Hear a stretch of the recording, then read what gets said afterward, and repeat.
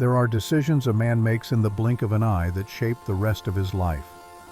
For Caleb Morrison, that decision came on an autumn afternoon in 1878, when the smell of gunpowder drifted through the pines and changed everything he thought he knew about staying alone. Caleb rode slow through the high country of the Rocky Mountains, his horse Thunder picking careful steps between the granite outcrops that rose like broken teeth from the Colorado earth. He was a big man, built thick through the shoulders and chest from years of splitting wood and hauling game. His beard grew wild and black across his jaw, and his hair hung past his collar in the way of men who had no one to impress and no reason to visit a barber. At 35, he had the look of someone the mountain had claimed, someone who belonged more to the wind and stone than to any town or settlement. He had been out 3 days hunting, and 2 deer carcasses hung across Thunder's flanks, their blood long since dried to a dark crust. The Springfield rifle rested across his lap, and a hunting knife rode at his belt. His cabin waited 6 miles west, tucked near Crystal Creek, where the water ran cold and clear even in the dead of summer. It was a good place. Quiet. The kind of quiet that let a man forget, if only for a while, what it felt like to lose someone. Thunder stopped without warning, his ears swiveling forward like compass needles finding true north. Caleb's hand went to the rifle, his eyes scanning the tree line. The wind carried something wrong, not the clean smell of pine and earth he knew by heart, but something acrid and bitter. Smoke. And beneath it, the sharp metallic tang of gunpowder. Then he heard it. A single rifle shot, distant but clear, echoing off the granite walls of Granite Pass. Then another. Then silence that felt heavier than any sound. Caleb could have turned Thunder west toward home, could have told himself it was none of his business. That trouble in these mountains usually meant death for those who went looking for it. But something in that silence pulled at him, some instinct older than thought. He touched his heels to Thunder's sides and turned toward the pass. What he found when he crested the rise made the blood in his veins run cold. 6 bodies lay scattered across the narrow trail where it wound between 2 walls of stone. They were Apache. He could tell that from the beadwork on their clothing and the way their hair was tied. Men, women, one small form that he did not let his eyes linger on. They had been shot from behind, executed while they traveled. The spent brass casings glinting in the dirt were military issue. The hoof prints in the soft earth showed iron shoes. This had not been an attack by other tribes. This was something colder, something calculated. Caleb dismounted, his boots making no sound on the pine needles. He moved through the scene with the careful attention of a man who had seen violence before and knew how to read its story. The wagons they had been traveling with were overturned, the contents scattered. Someone had been looking for something specific, someone with no regard for the lives in their way. He was about to turn back to Thunder when he heard it. A breath, thin and ragged, barely more than a whisper of air, but unmistakable. Caleb followed the sound to a large boulder at the edge of the massacre site. Behind it, half hidden in shadow, a woman lay curled on her side. Her clothing was finer than the others, the beadwork more intricate, the leather softer. A bullet had torn through her right shoulder, and her left knee was twisted at an angle that spoke of a hard fall or a boot to the joint.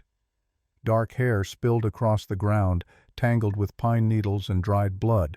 Her face was turned away from him, but he could see the shallow rise and fall of her back. He knelt beside her, his movements slow and deliberate. Her pulse beat weakly against his fingertips when he pressed them to her throat. Her skin was cold. She would not last long out here, not with the temperature already dropping as the sun slid toward the western peaks. Caleb did not ask himself why he was doing this, did not weigh the danger of bringing an Apache woman to his cabin, or wonder who had done this, and whether they might come back. He simply moved. He tore strips from his own shirt and packed the wound in her shoulder with moss, the way he had learned years ago when there was no doctor within 100 miles. He fashioned a crude splint for her knee using branches and more cloth. Then he lifted her as carefully as he could manage and carried her to Thunder. The horse snorted at the smell of blood but did not shy. Caleb had trained him well. He arranged the woman across the saddle in front of him, her head resting against his chest, and turned Thunder toward home. Behind him, the dead lay where they had fallen. He could do nothing for them now. But this woman, if she had any strength left in her, might have a chance. The ride back took 2 hours through country that grew darker with every passing minute. Caleb felt the woman's breath against his shirt, uneven but persistent. She was a fighter. Something in the set of her jaw, even unconscious, told him that. His cabin appeared through the trees just as full dark settled over the mountains. It was a simple structure, built from logs he had cut and notched himself. One room with a stone fireplace, a narrow bed, a rough table, and a single chair. The kind of place that held only what was necessary and nothing more. He had built it 3 years ago after the fever took Sarah, when the house they had shared in the valley below became too full of ghosts to bear. Caleb dismounted and carried the woman inside. He laid her on his bed, the only one, and covered her with the wool blanket Sarah had woven. Then he built up the fire until the cabin filled with warmth and light. He heated water in an iron pot and cleaned the wound in her shoulder, working by the glow of a single oil lamp. The bullet had passed through clean. That was good. He applied a poultice made from yarrow and willow bark, wrapped her shoulder tight, and adjusted the splint on her knee. She never woke, never cried out, just lay there breathing in shallow pulls of air while the firelight played across her face. Caleb dragged his chair beside the bed and sat down. He did not plan to sleep, simply watched the rise and fall of her breathing as if it were the only clock that mattered. Outside, an owl called from the cottonwoods. The night settled in around the cabin, vast and indifferent. When gray light finally crept through the small window, Caleb's neck ached from the long hours in the chair, but he did not move until he saw her fingers twitch against the blanket. Her eyelids fluttered, then opened. For a moment she stared at the ceiling beams as if trying to remember which world she had returned to. Her eyes moved slowly around the room. The stone fireplace, the rough table, the single chair, the small photograph on the shelf of a woman with light hair and a gentle smile. Finally, her gaze found him. She tried to push herself up. Pain caught in her ribs, and she sucked in a sharp breath through her teeth. Caleb raised one hand, palm out. "Easy," he said, his voice low and steady from disuse. "You're safe here. This is my place." Her lips moved, but no sound came. He poured water from a tin pitcher into a cup and held it out. Her hands shook as she took it, wrapping both palms around the metal as if to steady herself. She drank in slow sips, her eyes never leaving his face. When she set the cup down on her lap, she looked at him as if waiting to hear what came next. "Do you remember your name?" Caleb asked. Her gaze dropped to the beaded leather still visible beneath the blanket. Her jaw tightened. When she spoke, her voice was soft but steady, and the English that came from her lips was better than he had expected. "I do not know." The lie settled between them like a thin board laid over a gap. Caleb heard it in the small hitch of her breath, saw it in the way her fingers gripped the blanket. But he did not push. Names carried stories, and some stories were too heavy to lift all at once. "Then we'll wait until it comes back," he said. That was the end of it for that morning. She slept most of the next 2 days, waking only for small bowls of broth and pieces of bread that Caleb toasted over the fire. He did not hover, did not ask questions. He simply went about his work, feeding the animals, checking his traps, splitting wood for the coming winter. When he was inside, he moved quietly, aware of her presence in the room, but giving her space to heal without feeling watched. On the 3rd morning, Caleb stepped in from the barn and felt his chest tighten when he saw the bed empty. Then he noticed the door standing open, letting in a pool of cool air. She stood on the small porch wrapped in one of his old wool coats, her bare feet on the worn boards. Early light washed across the prairie grass that stretched down the slope from his cabin, turning the dew into a field of small diamonds. "You'll catch cold," Caleb said, moving to stand beside her. Her voice came out rough but stronger than before. "I had to see the sky, had to know the world kept turning." He stood shoulder to shoulder with her, his eyes on the far distance where the mountains rose in layers of blue and purple. She looked up at him then, really seeing him for the first time. In her eyes he saw deep hurt that would not fade soon, but he also saw a small, stubborn spark that refused to die. "I should not be alive," she said quietly. "Maybe," he answered, watching the tall grass move in the faint breeze. "But you are." She turned her face back to the open land. "I don't know who I am now." Caleb let the quiet sit between them, then spoke the words that would become the foundation of everything that followed. "Let it come when it's ready.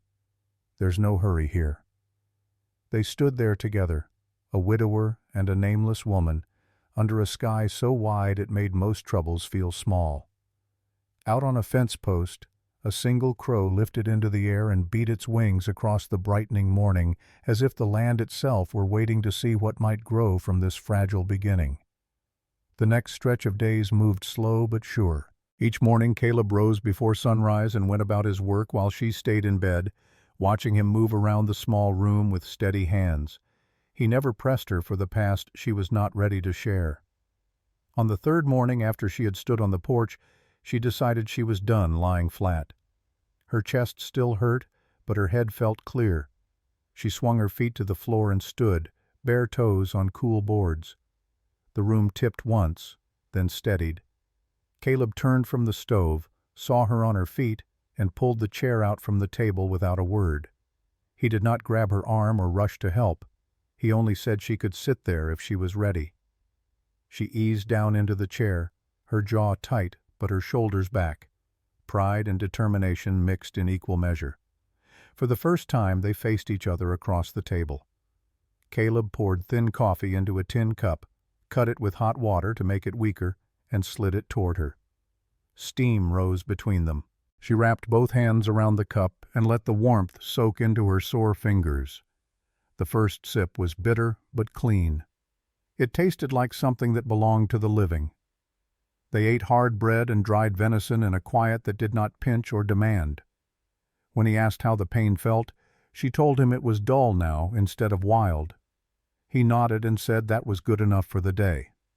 As the days passed, she pushed herself a little farther. Short walks from bed to door, door to stove, stove back to chair. Caleb stayed close enough to catch her if she fell, far enough to let her walk on her own. By the end of the week, she could stand long enough to help. She peeled potatoes at the table while Caleb split wood outside. Her bruised fingers were clumsy, and the knife slipped once, opening a line of red across her thumb. He stepped in, set a clean rag beside her hand, and left the knife where it lay. "Hands remember by working," he said. She pressed the rag to the cut and picked the knife back up. One afternoon he came in from the barn and stopped in the doorway. The cabin smelled like warm yeast and brown crust, a smell he had not known since Sarah was alive. On the table sat an uneven loaf, dark at the edges and cracked across the top. She stood by the stove with flour on her wrists, watching him, waiting for judgment. He sat down, tore off a piece, and took a slow bite. The crust cracked under his teeth.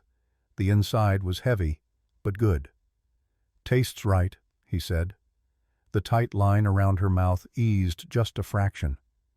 That evening they ate the bread with rabbit stew, and the cabin felt less like a hiding place and more like a home. The next week, Caleb rode into the small settlement of Pine Ridge for supplies: flour, nails, rope, the things a man could not make himself. When he returned, an old upright piano rattled in a borrowed cart behind Thunder. It was scarred and dull, the keys yellow at the edges, but it was solid. She stepped onto the porch and stared as if she were seeing a ghost. "Storekeeper had no use for it," Caleb said, dismounting. "Figured it might be worth something to someone." They wrestled it into the cabin together, her good shoulder taking what weight she could manage. They set it against the far wall. The room shrank, but it also felt more complete, like some piece of her had rolled back into place. That first night she only dusted the lid and rested her hand there, her fingers barely touching the wood. The second night, as the sun dropped low and painted the mountains gold, Caleb was halfway to the barn when he heard it. Thin, careful notes drifted through the open door, slow and uneven, like someone testing ice on a frozen creek. He stood still and listened. The tune was simple, but it carried more feeling than any word she had spoken so far. When he stepped back inside, she finished the line and let the last note fade. Her shoulders dropped and some tightness left her face. "Music feels like breath to me," she said quietly. "Without it, I feel half alive." Caleb nodded. "Sounds to me like your heart finally found something to talk to." Later that night, the fire burned low, throwing soft light over the rough walls. Caleb sat in the old rocker by the window. She sat on the edge of the bed, the blanket draped around her shoulders, her fingers tracing the rim of a tin cup. His voice was quiet when he asked if there was a name she wanted him to use, not the one tied to fear and wagons and blood, the one that still felt true inside. For a long time she said nothing. The only sound was the slow tick of cooling metal in the stove. Then she lifted her head and met his eyes. "Once," she said, her voice low and steady, "in another life, the people who truly knew me called me Ayanna." Caleb spoke at once, his tone carrying no judgment, only acceptance. "Here on this piece of lonely land, you can be that woman again if you choose. No titles, no questions you're not ready to answer, just a name spoken with respect." Ayanna felt something pull tight inside her chest, a thin, steady line of hope. It did not erase the hurt or bring back the dead, but it gave her something new to answer to when the morning came. Outside, the wind moved through the pines with a sound like distant water. The mountains rose black against a sky full of stars. And in the small cabin where lamplight pressed back against the dark, two people sat in silence, beginning to understand that survival was only the first step. What came after would require something harder. It would require trust. The days that followed stretched out with the kind of rhythm that makes a life, not just an existence. Morning light would creep across the floorboards, and by the time the first band of sun touched the stove, Caleb was already outside. Ayanna woke to the sound of the barn door, the thud of an axe, the soft murmur of his voice talking low to the horses. It was not busy noise. It was the sound of a life that kept moving even after the heart had broken. Her strength came back in small pieces. One week she could make it from bed to chair without holding the wall. The next week she could carry 2 buckets of water from the pump, even if she had to stop halfway and catch her breath. Caleb never rushed her. He showed her where the kindling was stacked, how he liked the wood split, how much feed to scoop for the hens. Then he stepped back and let her find her own pace. She started to change the inside of the cabin in quiet, stubborn ways. Old fabric from a trunk became a simple curtain over the window, softening the harsh light. Empty jars that once held nails or buttons now held wildflowers she picked near the fence line. Small yellow and purple blossoms that refused to be plain. A scrap of lace, scorched at one edge, found its way to the table under the lamp. It did not make the cabin fancy, but it made it theirs. Most evenings ended with her at the piano. At first the notes came halting, like someone learning to walk after too long in bed. But each night they grew smoother, deeper, more sure. Caleb would sit near the stove, boots crossed, hands resting on his knees, and let the music soak into the rough boards and his own tired bones. He did not clap when she finished. He only nodded and told her that the place sounded less empty now. On the morning of their 8th day together, Caleb decided it was time to teach her the rifle properly. Ayanna had asked 3 times. Each time he had put her off, saying she needed more strength in her shoulder. But when she stood on the porch that morning with her jaw set and her eyes clear, he knew the time had come. He brought down his Springfield and showed her how to hold it, how to sight down the barrel, how to breathe out slow before squeezing the trigger. She was a natural. Her first shot splintered a piece of wood 30 yards out. Her second shot took the top clean off. "Better than most men I know," Caleb said, reloading. Ayanna smiled, a real smile that reached her eyes. My father taught me the bow. The gun is louder. That it is. They practiced until the sun climbed high and her shoulder began to ache. When they walked back to the cabin, something had shifted between them. She was no longer just a woman he had saved. She was becoming a partner. That afternoon, while Caleb checked his trap lines, Ayanna worked in the cabin. She was sweeping near the hearth when the broom struck something wedged behind the stones. She reached down and pulled out a thin book with worn edges and a faded cover. The pages inside were crowded with lines in French, the ink pale but still readable. When Caleb returned at dusk, she was sitting by the fire with the book open in her lap. He hung his coat and hat on their pegs, then turned to find her watching him. "I found this," she said, holding up the book. It was hidden. Caleb's face did not change, but something flickered in his eyes. That was Sarah's.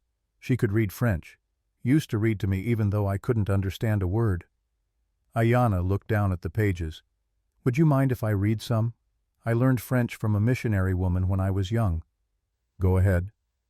That night she sat by the fire and read aloud, not for him to understand the words, but for the feel of them in the air. The language slid from her tongue, smooth and steady, low and musical. Caleb closed his eyes and listened. He did not know what she was saying, but he felt the weight and warmth of it. When she finished a page, she looked over the top of the book. These poems speak of longing and distance, of standing on a shore and watching a ship disappear. It fits this land more than anyone would expect. Caleb nodded slowly. Sarah used to say the same thing. They sat in comfortable silence after that, the fire crackling between them, the night pressing close around the cabin walls. 3 days later, everything changed.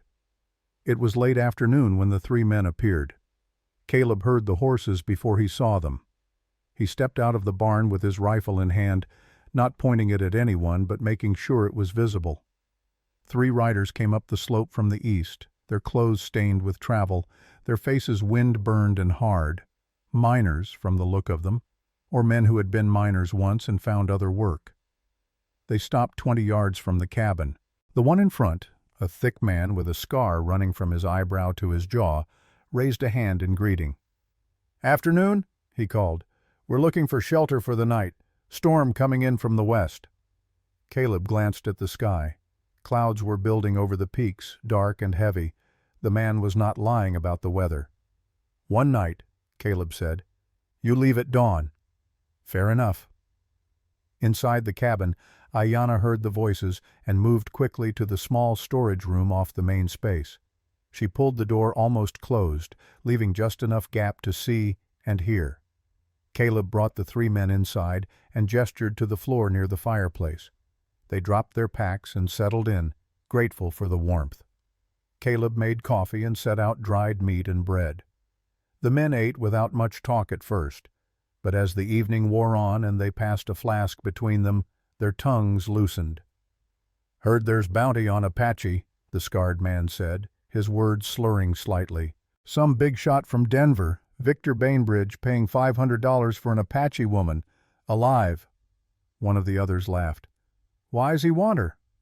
"Heard she ran from a wedding arrangement. Bainbridge paid her uncle good money.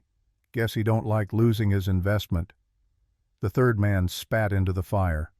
"500's a lot of money for one woman. Bainbridge is running for territorial senator. Needs her for appearances or some such. Don't matter why. Money's money." Caleb's face remained stone still, but his hand tightened slightly on his coffee cup. In the storage room, Ayanna's fingers found the handle of a skinning knife and gripped it hard. The scarred man looked at Caleb through the firelight. "You seen any Apache around here?" "Nothing but deer and elk," Caleb said evenly. "And you 3. Now shut up and sleep. You leave at dawn." The men grumbled but settled down. Caleb sat in his chair with the rifle across his lap, pretending to doze but watching them through slitted eyes. When the first gray light touched the windows, he stood and kicked the nearest man's boot. "Time to go." They left without complaint, mounting their horses and riding east toward the mining camps. Caleb watched until they disappeared over the ridge. Then he turned back to the cabin. Ayanna stepped out of the storage room. Her face was pale but composed. "He won't stop," she said quietly. "Victor Bainbridge doesn't lose what he paid for." Caleb set the rifle down and looked at her. Really looked at her. Saw the fear trying to hide behind determination. Saw the way she held herself ready to run or fight, whichever came first. "Then we'll have to change his mind," he said. "How?" "Don't know yet, but running won't work. Not if he's sending men into these mountains." Ayanna moved to the window and stared out at the vast expanse of land rolling away in all directions. "I have run so far already. I am tired of running." "Then we stand." She turned to face him. "Why would you do this? You could tell them where I am. Collect the bounty. Live well for years." Caleb was quiet for a long moment.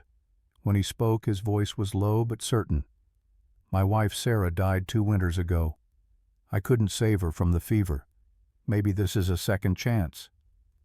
"I am not your wife." "No, you're not. You're your own person, and you deserve to choose your own path." Ayanna's eyes shone with something that might have been tears, but she blinked them back. She crossed the room and placed her hand on top of his where it rested on the table. It was the first time she had touched him deliberately, without pain or necessity between them. "Thank you," she said, "for seeing me as a person, not a prize." Caleb turned his hand over so their palms met. "We'll figure this out. Together." But even as he said it, neither of them knew that the men hunting Ayanna were already less than 3 days away, and that the storm about to break over the mountains was nothing compared to the one heading for them.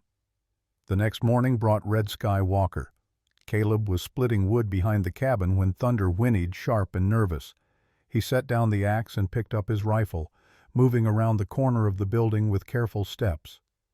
An old Apache man stood in the clearing, his hands empty and raised to show he meant no harm. He was thin as a winter birch, his face carved deep with years and weather. His hair hung gray and long over his shoulders. Ayanna appeared in the doorway, saw the man, and let out a sound that was half gasp, half cry. She ran forward despite the pain it caused her knee, and the old man caught her in his arms. They spoke in rapid Apache, words tumbling over each other. Caleb could not understand the language, but he understood the emotion. Relief, grief, fear. He lowered the rifle but did not set it down. After a few minutes, Ayanna turned to Caleb, her face streaked with tears. "This is Hastin Litso. In your language, Red Sky Walker. He was my father's closest friend. He was with us when we were attacked." Red Sky Walker looked at Caleb with eyes that missed nothing. He spoke in careful English, his accent thick, but his words clear. "You are the one who saved her." "Found her," Caleb said. "That's all. That is more than most would do." Ayanna led Red Sky Walker inside, and Caleb followed. They sat at the table, and the old man told his story. He had been riding at the back of their small group when the attackers came. He managed to escape into the rocks, wounded but alive. He had hidden for 2 days, then tracked back to find survivors. Only Ayanna's trail led away from the massacre site, and it took him a week to follow it here. But that was not why he had come. "Bainbridge has sent hunters," Red Sky Walker said, his voice grave. 5 men led by a tracker named Garrett Kane. He was a soldier once. Now he hunts people for money. They left Denver 10 days ago. They will be here within 2 days, maybe 3. Caleb felt his jaw tighten. "How do you know this?" "I have friends still. People who listen in towns and send word. Kane is good at what he does. He will find this place." Ayanna's hands clenched on the table. "Then I must leave. I will not bring this fight to you." "No," Caleb said. She looked at him, surprised by the force in his voice. "You stay," Caleb continued. "We prepare. I know these mountains better than any man Bainbridge can hire. We have that advantage." Red Sky Walker nodded slowly. "You are wise, but 5 men is many." "Then we make it so 5 is not enough." For the next day and a half the three of them turned the cabin into something close to a fortress. They reinforced the door with extra planks. They created firing positions at each window. They set traps in the woods around the clearing, simple snares and tripwires that would slow attackers or give warning. Caleb taught Ayanna to reload the rifle quickly, and she proved as fast with that as she was with shooting. Red Skywalker, despite his age, moved through the forest like smoke, setting traps according to Apache methods that Caleb had never seen but immediately respected. They stored water and food inside. They cleared escape routes through the back. They prepared as if their lives depended on it, because they did. On the second night, they sat around the fire, exhausted. Red Skywalker told them more about Naiche, Ayanna's uncle. How he had always been jealous of his older brother, Chief Nathan. How Nathan had refused to sell tribal land to the government and had died under mysterious circumstances. How Naiche had taken control and immediately begun negotiating with Bainbridge. "I believe Naiche helped poison your father," Red Skywalker said to Ayanna, his voice heavy with sorrow. "I cannot prove it, but I believe it." Ayanna sat very still. When she finally spoke, her voice was barely above a whisper. "My father was murdered." "I believe so, yes." Tears ran down her face, but she did not sob. She simply let them fall, while her hands gripped her knees. Caleb wanted to reach out, to offer comfort, but he sensed she needed this moment to belong to her alone. After a long time, she wiped her face and looked up. "When this is over," she said, "I want to face Naiche. I want him to look me in the eye." "If we survive," Red Skywalker said gently, "I will take you to him." That night, after Red Skywalker had fallen asleep by the fire, Caleb and Ayanna stood outside on the porch. The air was cold and sharp, the stars brilliant overhead. Neither spoke for a long time. Finally, Ayanna broke the silence. "Why are you really doing this?" Caleb thought about lying, about giving her an easy answer, but she deserved better. "When Sarah died," he said slowly, "I thought my life was over too. I built this cabin and planned to live here until the cold or the years took me. I stopped seeing a future.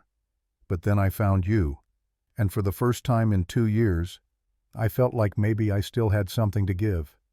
Maybe I could still matter." Ayanna turned to look at him. In the starlight, her face was beautiful and sad and strong all at once. "You matter to me," she said. It was perhaps the truest thing either of them had said. They stood there in the cold, not touching, just breathing the same air and watching the same stars. And in that moment, they both understood that whatever came with the dawn, they would face it standing together. Inside, Red Skywalker lay with his eyes open, listening to the night sounds and praying to gods he was not sure still listened. He had seen violence before, and violence had survived it. But this felt different. This felt like the kind of fight where the old rules no longer applied, where survival would require not just skill, but luck. And luck was a thing that ran out when you needed it most. Tomorrow, he knew, the hunters would come. And when they did, blood would soak into the mountain soil, and only the strongest or the smartest or the most desperate would walk away. He closed his eyes and tried to sleep, knowing it would be brief and troubled, knowing that when the sun rose, everything would change. The 4th day of the siege began with gray light filtering through gun smoke that still hung in the cold mountain air. Inside the cabin, Caleb checked his ammunition for the 3rd time while Red Skywalker cleaned his rifle with practiced hands. Ayanna stood at the east window, her shoulders still wrapped, but her movements growing stronger each day. The wound that had nearly killed her weeks ago now felt like ancient history compared to the battle they were living through. Outside, Garrett Kane and his 3 remaining men had settled into a patient rhythm. They no longer wasted bullets on wild shots. Instead, they watched and waited, knowing that time was their ally. The water barrels inside the cabin were nearly empty. The food would last another few days at most. Kane understood sieges. He had learned the art during the Indian Wars, and he knew that hunger and thirst would do his work for him if he just held his position. Red Skywalker set down his rifle and turned to face them both. His weathered face held the kind of gravity that came before difficult truths. "I must tell you something about your uncle," he said to Ayanna, his voice low and steady. She looked up from the ammunition she had been counting. "Nietzsche betrayed us. I know this already." "It is more than betrayal," Red Skywalker continued. "3 years ago, when your father, Chief Nathan, refused to sell the land to the government, they poisoned him. I believe Nietzsche helped them do it." The words hit Ayanna like a physical blow. Her hands stopped moving. The bullets she had been holding clattered onto the wooden floor.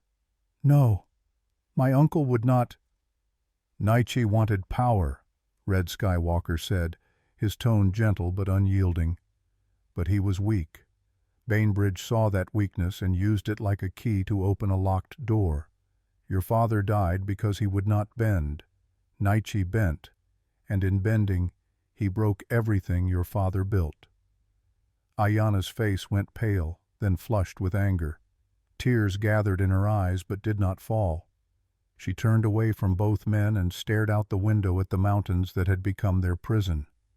Caleb wanted to go to her, to offer some comfort, but he understood that certain griefs needed space before they could be touched. Outside, one of Kane's men called out, "How much longer you going to make this last, Morrison? You know how this ends?" Caleb moved to the door but did not open it. He simply raised his voice enough to carry. "As long as it takes."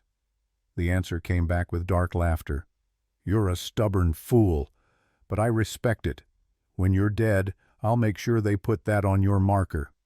The second night fell with a weight that seemed heavier than any before it.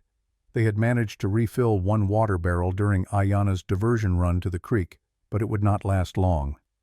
Red Skywalker moved more slowly than usual, the journey from the reservation having taken its toll on his aging body, but his eyes remained sharp and his rifle steady.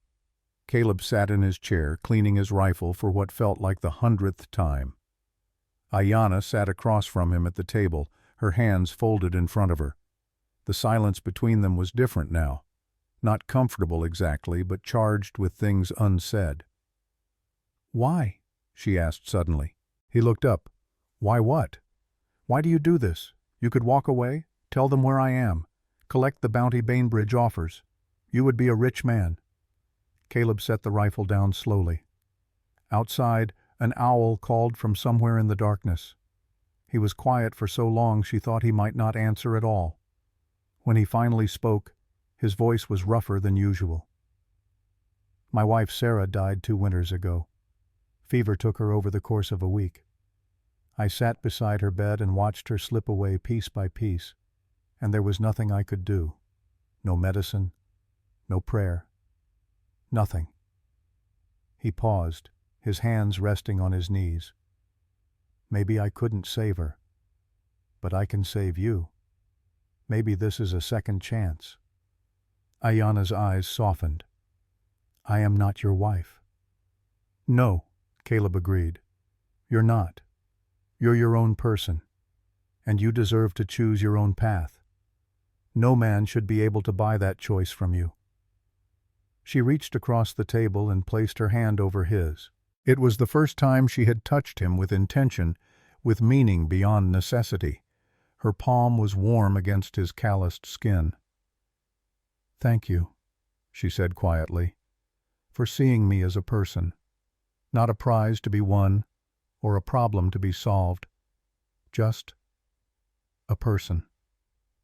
They sat like that for a long moment, the firelight playing across their faces, while outside the mountains stood silent witness to something that neither of them was ready to name, but both of them felt growing in the spaces between words.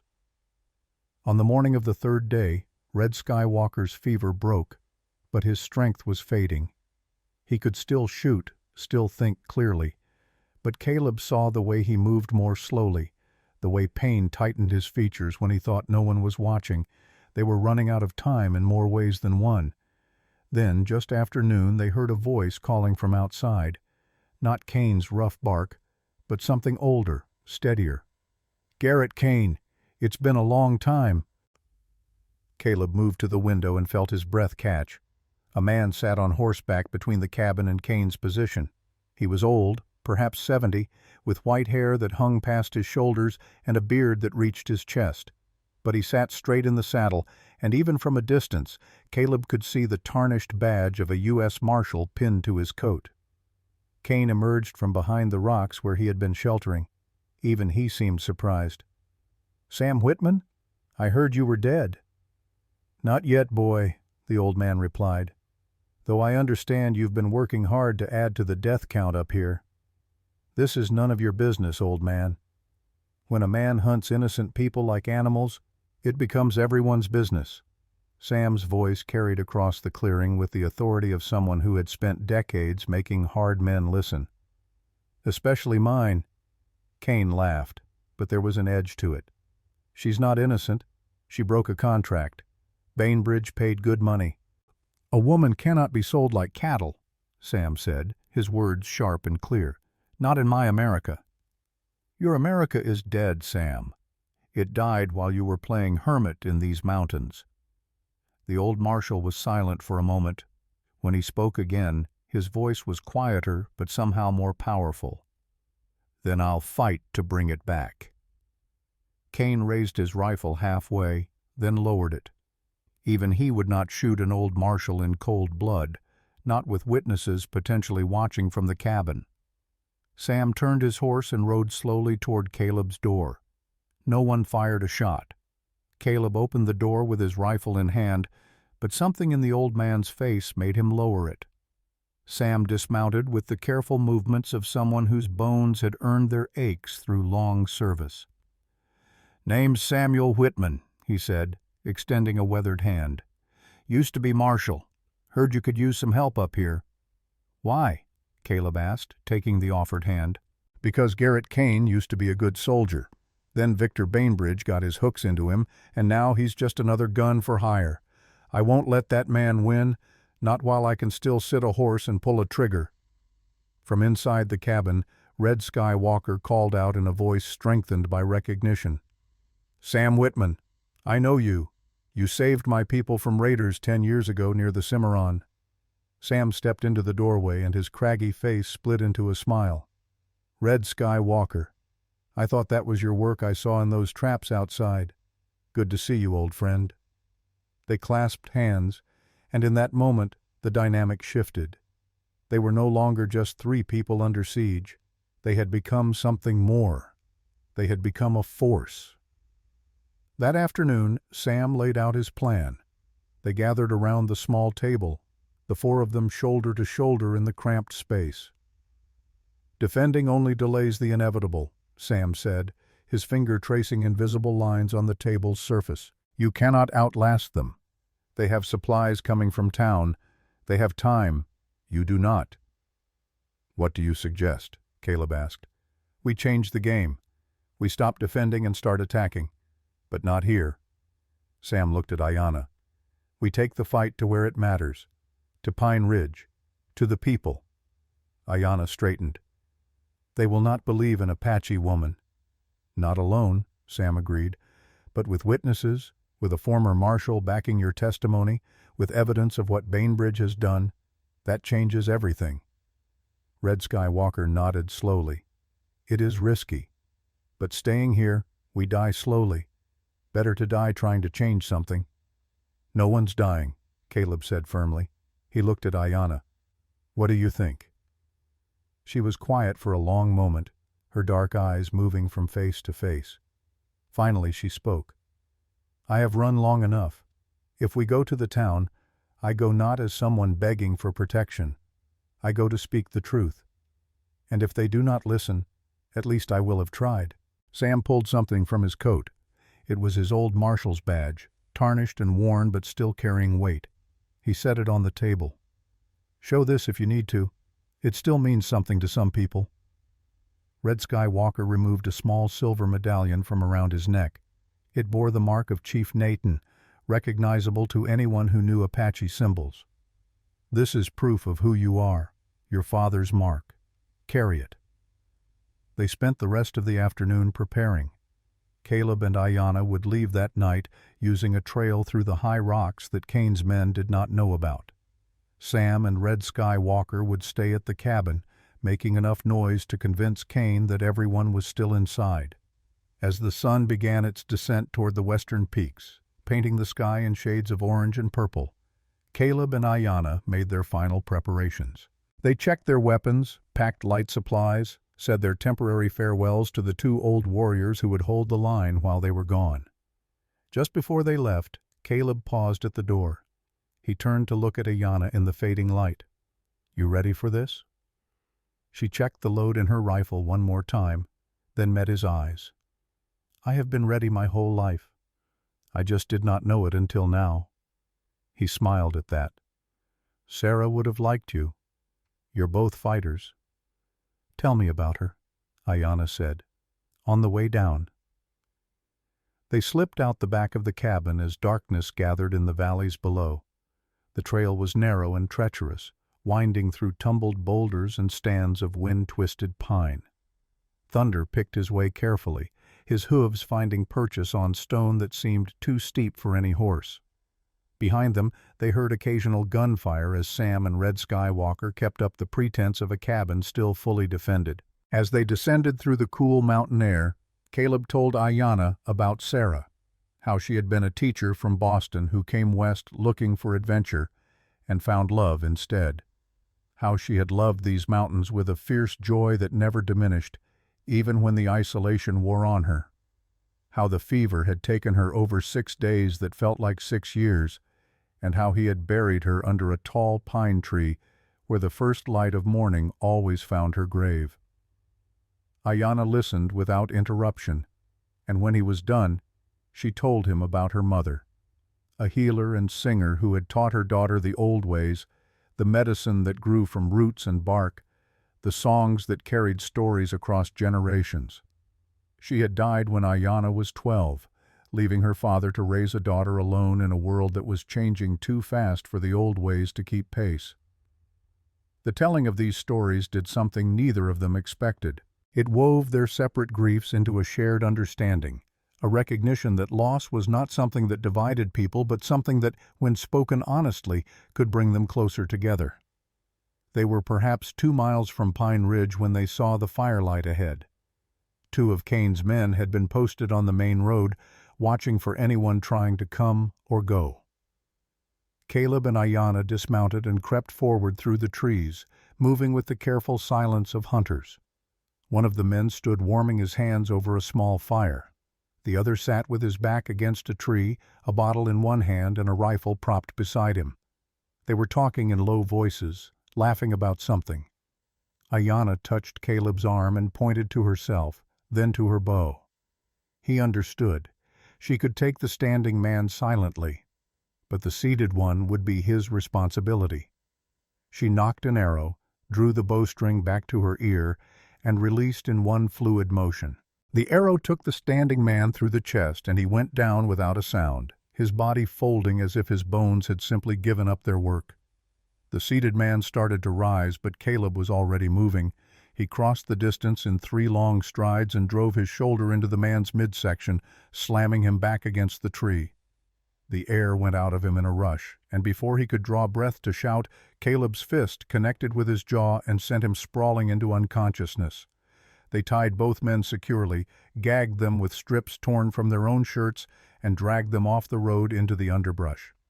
Then they mounted again and rode the last mile into Pine Ridge as false dawn began to gray the eastern sky.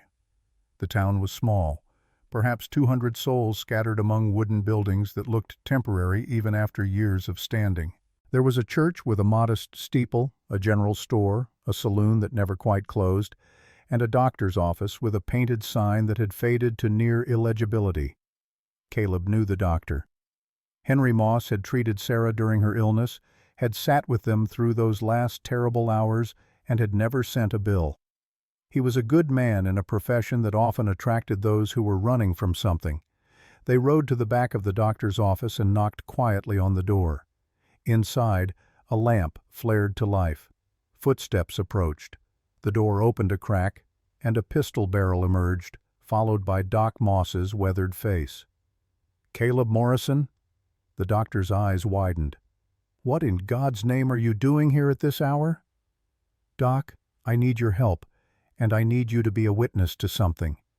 Moss looked past Caleb to Ayanna, taking in her Apache features, her torn clothing, the bandage still visible beneath her coat.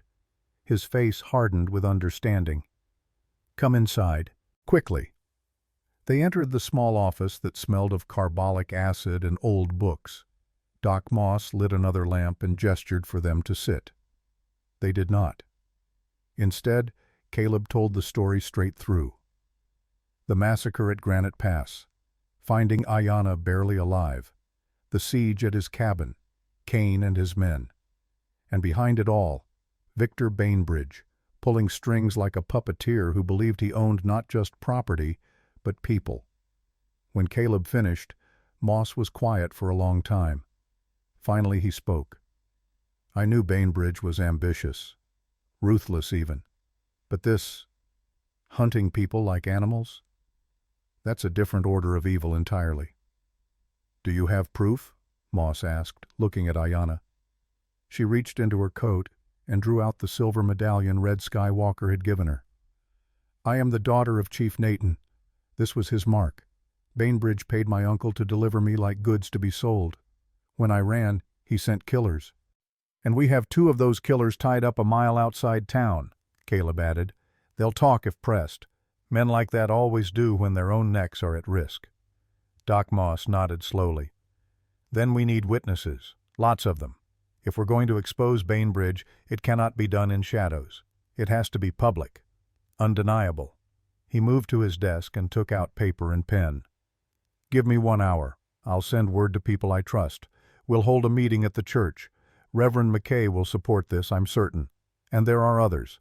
Good people who are tired of watching powerful men buy their way out of justice." As the doctor wrote his messages and sent them out through early rising townsfolk he trusted, Caleb and Ayanna waited in the small office. They sat side by side on a wooden bench, their shoulders touching, neither speaking. Outside, the town began to wake. Smoke rose from chimneys. Voices called morning greetings, the ordinary rhythm of ordinary lives, unaware that something extraordinary was about to unfold in their midst. Ayanna's hand found Caleb's, their fingers interlaced. She did not look at him when she spoke. "Whatever happens today, I want you to know something. You gave me back my life, not just by saving it, but by treating me as if my life was worth saving. That is a gift I cannot repay." "You don't need to repay it," Caleb said. "Some things aren't transactions. They're just the right thing to do." "Still," she said, and now she turned to look at him. In the growing light through the window, her eyes were bright and clear. "Still, I want you to know." Before he could respond, Doc Moss returned. "It's done. People are coming. We meet in 1 hour." He paused, studying them both. "You understand what you're asking for here? If Bainbridge has as much power as you say, speaking against him publicly could paint targets on both your backs for the rest of your lives." "We already have targets on our backs," Ayanna said, her voice steady. "At least this way we choose the ground we stand on when we face them." The old doctor smiled at that, a sad, knowing smile. "Your father raised you well, I think." "Yes," Ayanna said softly. "He did." The hour passed like a held breath. Then the church bell rang, calling people not to worship, but to witness. And as the sun broke over the eastern mountains, flooding Pine Ridge with hard, bright light, Caleb and Ayanna walked together toward the moment that would determine whether truth still had power in a world increasingly governed by gold and guns. The Church of Pine Ridge had never held so many people at one time. They came in clusters and alone, drawn by messages passed in whispers, and by the simple gravity of Doc Moss's reputation. Farmers with dirt still under their fingernails, the blacksmith Jacob Schmidt with his leather apron, Mary Sullivan who ran the general store, her gray hair pinned back severe and practical. Reverend Thomas McKay stood at the pulpit, his weathered Bible open but unread before him. perhaps 40 people in all, filling the wooden pews that smelled of old varnish and decades of prayers. Caleb and Ayanna entered through the side door as the morning sun climbed higher, throwing long rectangles of gold across the rough plank floor. Every head turned. Conversations died mid-sentence. The people of Pine Ridge had heard rumors of an Apache woman in the mountains, but rumors were different from reality. Here she was, standing in their church, her dark eyes moving across their faces without fear or apology.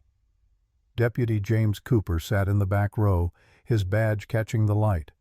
He was young, perhaps 29, with the kind of face that had not yet learned to hide what it was thinking. When his eyes met Caleb's, something guilty flickered there and was quickly suppressed. Caleb filed that information away for later. Reverend McKay raised one hand for silence that had already fallen. "Thank you for coming. Doc Moss has called us here because grave matters need to be brought into the light. I ask that you listen with open hearts and judge with clear minds. Caleb Morrison has something to say." Caleb moved to the front of the church with Ayanna beside him. He had never been comfortable speaking to crowds, preferring the company of trees and stone to people, but some moments demanded words whether you were comfortable with them or not.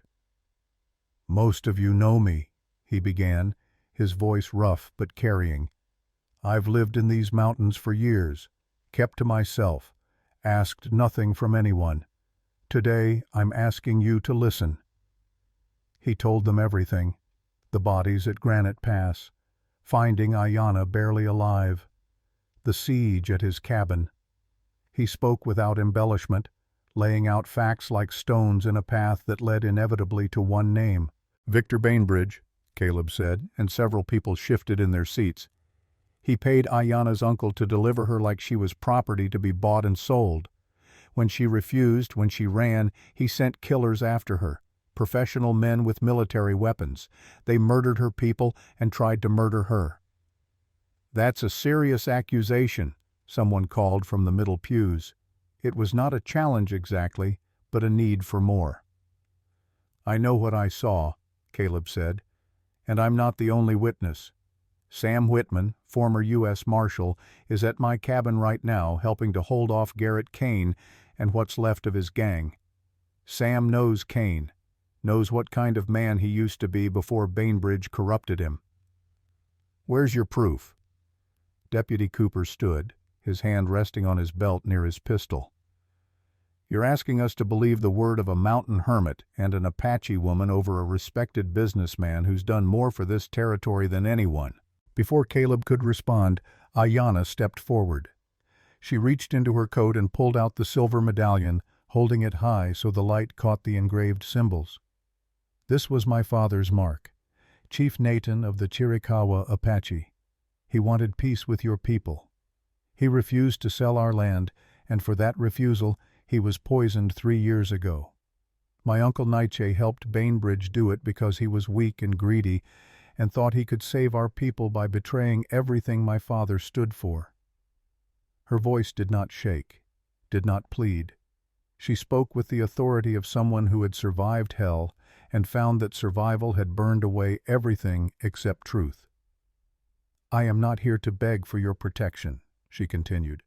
"I am here because if we let powerful men buy and sell human beings, if we look away when murder is done in the name of profit, then we are not the civilization we claim to be. We are just savages with better weapons." The silence that followed her words was thick enough to feel. Mary Sullivan stood slowly from her pew near the front. She was a stout woman in her 50s, widowed twice, known for speaking her mind even when it cost her business. "I believe her," Mary said simply. Jacob Schmidt rose next, his massive frame making the pew creak. "I have seen Bainbridge threaten workers who ask for fair wages. I have seen him use his money like a weapon. This does not surprise me." Reverend McKay set his hand on the pulpit. "The Bible tells us to speak for those who cannot speak for themselves, to defend the rights of the poor and needy. I stand with this woman." One by one, people began to rise. Not all of them. Perhaps 30 of the 40 present, but 30 was enough. 30 voices saying that truth mattered more than power, that justice should not be for sale.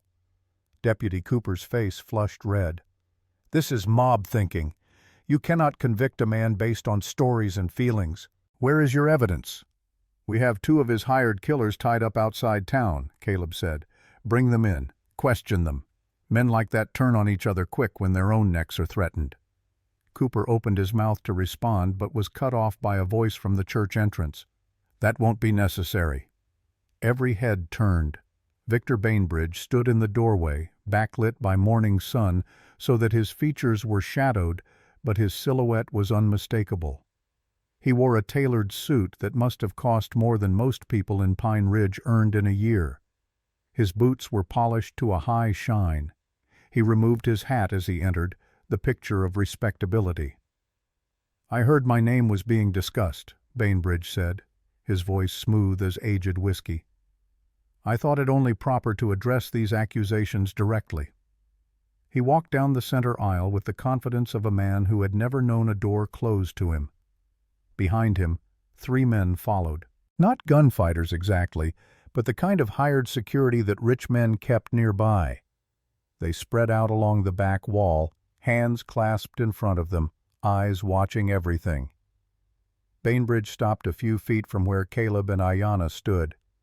Up close, he was a handsome man in his late 40s, with silver threading through his dark hair and eyes that were intelligent and cold.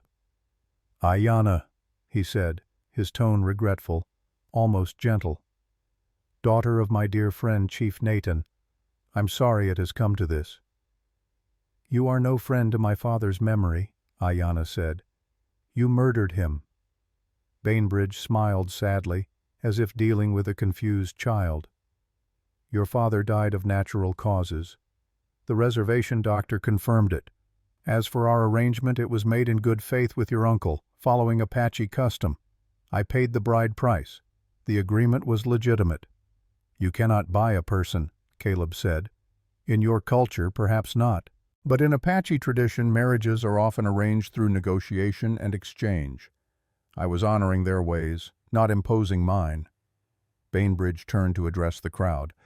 "I came here to help bridge the divide between our peoples, to show that cooperation is possible.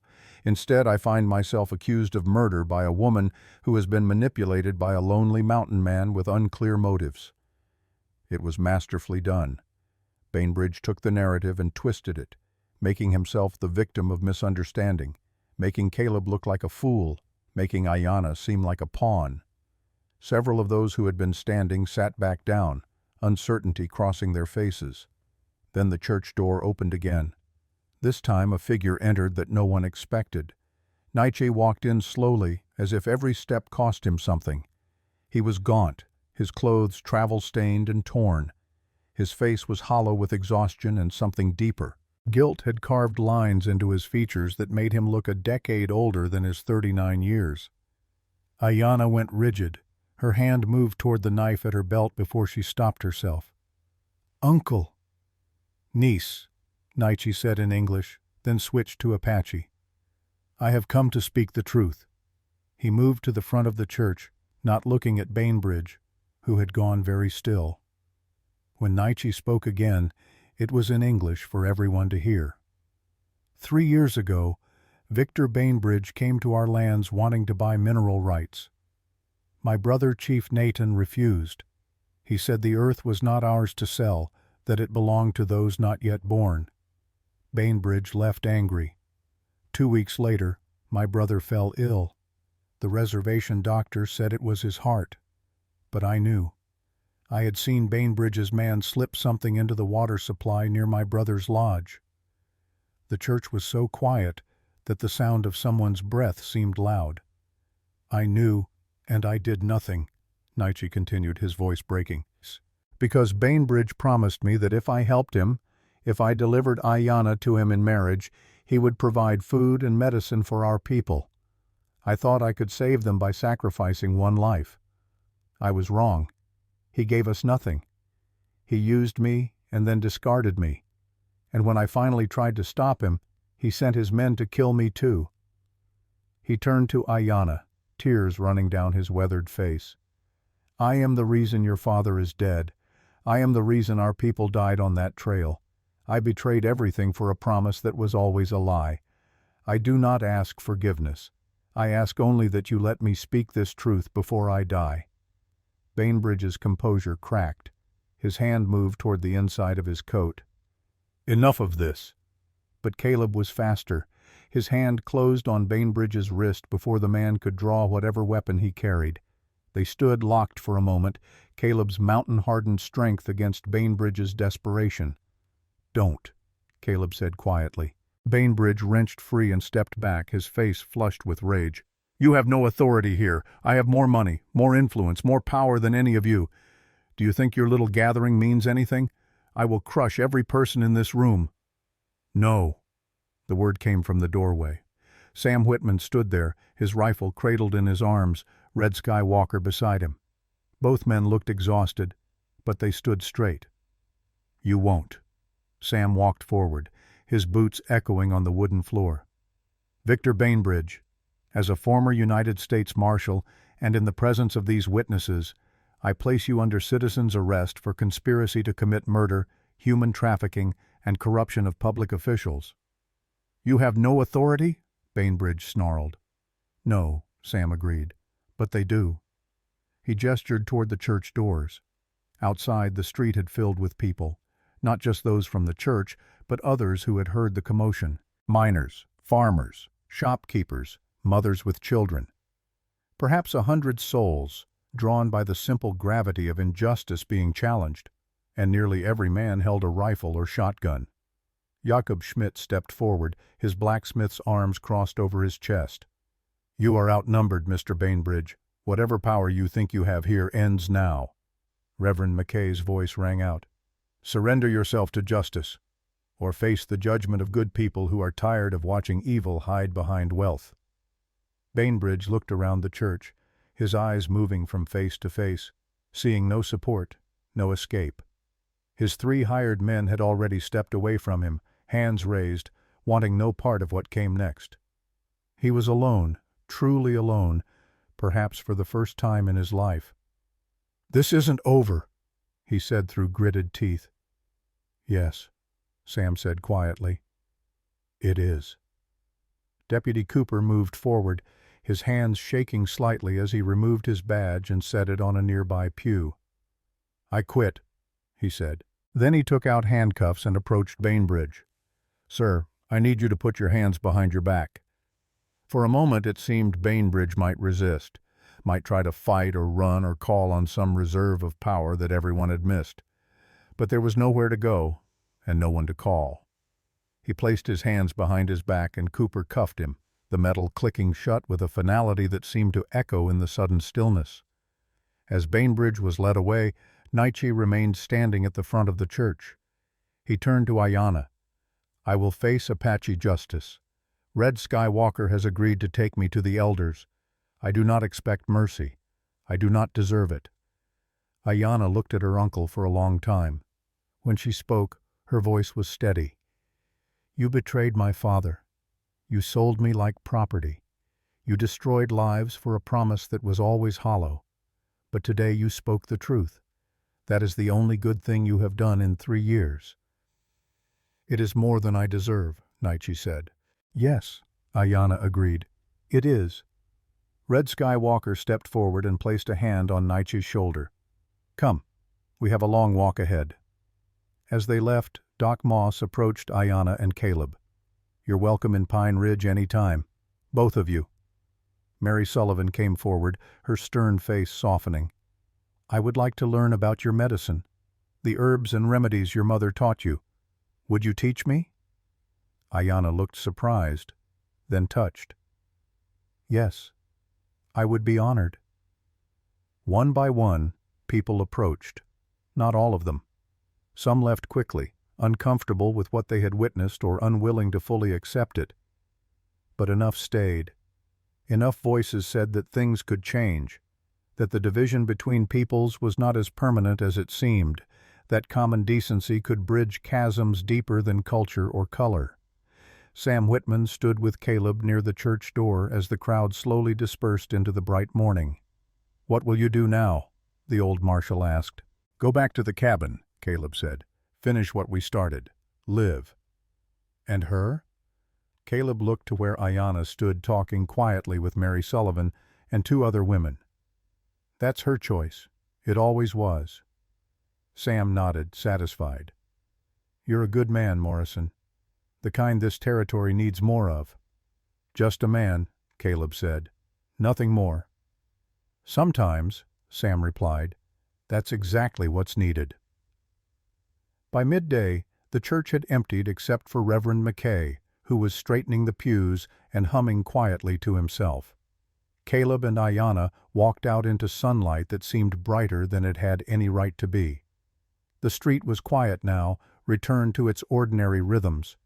But something fundamental had shifted. A line had been drawn. People had chosen sides. And for once, the right side had won. They retrieved Thunder from where Caleb had left him tied behind the doctor's office. As they prepared to ride back up into the mountains, Ayanna paused. I was afraid, she said quietly. In that church. I was terrified they would not believe me. But you spoke anyway, Caleb said. Yes. That's what courage is. Not the absence of fear, just the choice to act despite it. She smiled at that, a real smile that reached her eyes. Your wife, Sarah, I think she would be proud of you today. I think, Caleb said slowly, that she would be proud of both of us. They mounted and turned Thunder toward the high country. Behind them, Pine Ridge settled back into its daily life. Ahead, the mountains rose in layers of blue and purple, crowned with snow that caught the sun like distant fire.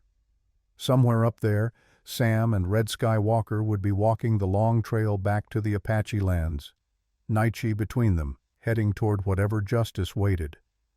Garrett Kane and his remaining men had scattered when news of Bainbridge's arrest reached them, choosing survival over loyalty. The siege was over. The truth had been spoken, and two people who had been strangers a month ago rode together into the high country, no longer running, no longer hiding, just moving forward into whatever came next.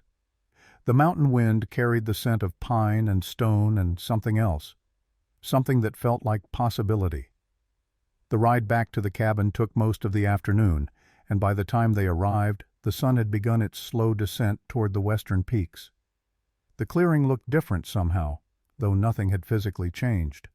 The siege had ended not in fire and blood, but in exposure and arrest. The trampled earth where Kane's men had dug in remained, but already the mountain was beginning to reclaim it. Pine needles drifted across the disturbed ground. A family of quail moved through the underbrush, unconcerned with the violence that had so recently occupied this space. Sam Whitman had left a note pinned to the cabin door with a hunting knife. The handwriting was spidery but clear. Gone to see Red Sky Walker and Naiche to their people. Will return in 2 weeks. You two have earned some peace. Don't waste it. Sam. Caleb pulled the knife free and handed the note to Ayanna. She read it and folded it carefully, tucking it into her coat pocket. They stood together on the porch, neither quite ready to go inside yet. The cabin suddenly felt too small for everything they had been through, too ordinary to contain the weight of what had changed. I should check the animals, Caleb said finally. Make sure Kane's men didn't scatter them too far. I will help, Ayanna said. They worked side by side in comfortable silence, finding that Thunder and the 2 pack mules had stayed close to the barn, drawn by the promise of feed and shelter. Caleb checked each animal for injury, while Ayanna filled the water troughs from the creek. The simple rhythm of the work was soothing after so many days of tension coiled tight as wire. When the animals were tended, they returned to the cabin. Inside, dust motes drifted through shafts of golden light. The piano sat against the far wall, waiting. Ayanna moved to it without thinking, her fingers finding the keys, playing a melody that started soft and uncertain, but grew stronger with each measure. It was not a song she had been taught, but something that emerged from the days they had survived, from the truth they had spoken, from the way the world looked different when you stood up instead of cowering. Caleb stood by the window, listening. When she finished, the silence that followed felt full rather than empty. That was new, he said. Yes, she agreed. I did not know it until I played it. Stay for dinner, he said, then realized how it sounded. I mean, of course you'll stay. You've been staying. I just meant. She smiled at his awkwardness. I know what you meant. Yes, I will stay for dinner. They prepared the meal together. Venison from Caleb's hunt weeks ago, potatoes from the root cellar, wild onions Ayanna had gathered near the creek. The cabin filled with the smell of cooking meat and wood smoke. They ate at the small table, plates between them, and for the first time since she had arrived half dead and silent, the meal felt like something shared rather than something endured. What happens now? Ayanna asked, setting down her fork. Caleb considered the question. I suppose that depends on what you want. I do not know what I want, she admitted. For so long I only knew what I did not want. I did not want to be sold. I did not want to be owned. I did not want to be silent while evil men prospered. But now I have those things, and I find I do not know what to do with the space they leave behind. You could stay here, Caleb said carefully. The cabin is small, but we could add a room, or you could go back to your people. Red Sky Walker would help you find them, or you could go to Pine Ridge. Mary Sullivan seemed genuine in her offer. Ayanna was quiet for a long time. Outside, the evening deepened toward night. An owl called from the cottonwoods. Finally she spoke. When I was a child, my father told me that a tree cannot grow if it is always being moved from place to place. It needs time to put down roots. I think I would like to put down roots. Here? Caleb asked, and something in his voice made her look up sharply. Would that trouble you? No, he said quickly. The opposite. I just wanted to be sure it was what you wanted, not just what seemed convenient. She reached across the table and took his hand. Her palm was warm against his calloused fingers. It is what I want. You gave me my life back. But more than that, you gave me space to decide what kind of life it would be. That is a gift I did not know I needed until I had it. Caleb turned his hand over so their fingers could intertwine. Then we'll make it work, Kit, whatever that looks like. The weeks that followed fell into a rhythm that felt both new and ancient. Caleb expanded the cabin, adding a second room with its own small window facing east toward the sunrise. Ayanna insisted on helping despite his protests, climbing on the roof to lay shingles, holding boards steady while he drove nails, her strength surprising him again and again. They worked through the shortening autumn days, racing against the winter that would soon lock the high country in snow and silence. In the evenings, Ayanna played the piano while Caleb sat by the fire, repairing tools or reading from the small collection of books Sarah had brought from Boston. Sometimes he read aloud, old novels and poetry that Ayanna listened to with her eyes closed, letting the words wash over her like water. Sam Whitman returned as promised 2 weeks after Bainbridge's arrest. He rode up the trail on his old horse, moving slower than before, and Caleb could see that the journey had cost him. The old marshal was tough as boot leather, but even leather wore thin eventually. They sat on the porch that evening, the three of them, watching the stars emerge one by one from the darkening sky. Sam told them what had happened after he left. Red Sky Walker had taken Naiche before the Apache elders. They had listened to his confession, weighed his crimes against his final act of truth-telling, and pronounced their judgment. Naiche was exiled, cast out from the people, forbidden to use the Apache name or claim kinship with the tribe. For an Apache, it was a fate some considered worse than death. He accepted it without argument, Sam said. Last I saw him, he was heading south toward Mexico, alone. I do not think he will survive the winter. Ayanna was silent for a long time. When she spoke, her voice was soft. He made his choices, now he lives with them. That is all any of us can do. Sam also brought news from Pine Ridge. Bainbridge had been transferred to Denver to await trial. The territorial governor, embarrassed by the scandal and eager to distance himself from any association with the disgraced businessman, had fast-tracked the legal proceedings. Deputy Cooper had given testimony in exchange for leniency, confirming everything Naichi had said. The two hired killers Caleb and Ayanna had captured had similarly cooperated, their stories corroborating each other in damning detail. "It will go to trial in the spring," Sam said. "They will want you both to testify." "We will be there," Caleb said, and Ayanna nodded agreement. Sam stayed 3 days, helping with the cabin expansion and sharing meals that grew longer and more comfortable each evening. On the morning he prepared to leave, he stood by his horse and looked at them both with something like paternal satisfaction. "You two have built something here," he said. "Something that matters. Do not let the world tell you otherwise." "We will not," Ayanna promised. After Sam rode away, Caleb and Ayanna returned to their work. The new room was nearly finished, just needing a door and some finishing touches on the interior walls. As they worked, Caleb found himself watching her more than the work, noting the way she moved with growing confidence, the way her laugh came easier now, the way she had stopped looking over her shoulder every time a branch cracked in the forest. One afternoon in late October, when the aspens had turned gold and the air carried the first real bite of coming winter, a rider appeared on the trail from Pine Ridge. It was not Sam this time, but Doc Moss, his medical bag strapped to his saddle. "I am fine," Ayanna said as he dismounted. "You did not need to ride all this way." "I did not come for you," Moss said with a slight smile. "Though I am glad to see you well. I came to bring news and to make a proposal." They gathered inside the cabin, and Moss accepted a cup of coffee before speaking.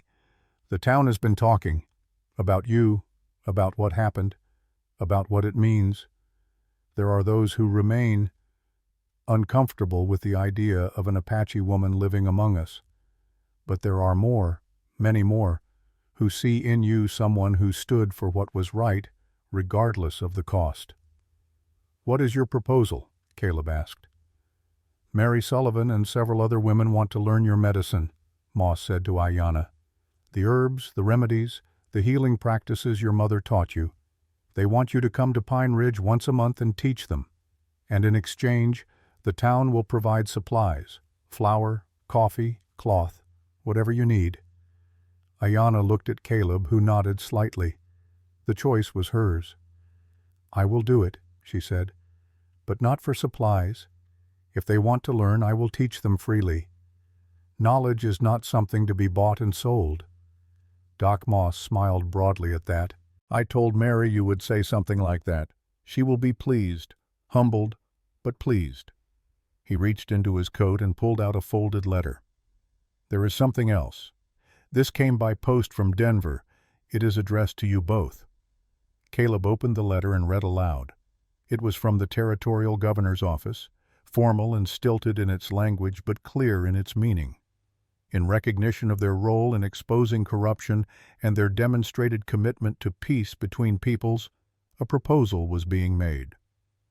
The land around Caleb's cabin, some 500 acres of mountain and forest, would be designated as a protected settlement zone, a place where Apache and white settlers could live together under territorial protection, free from the predations of land speculators and corrupt officials.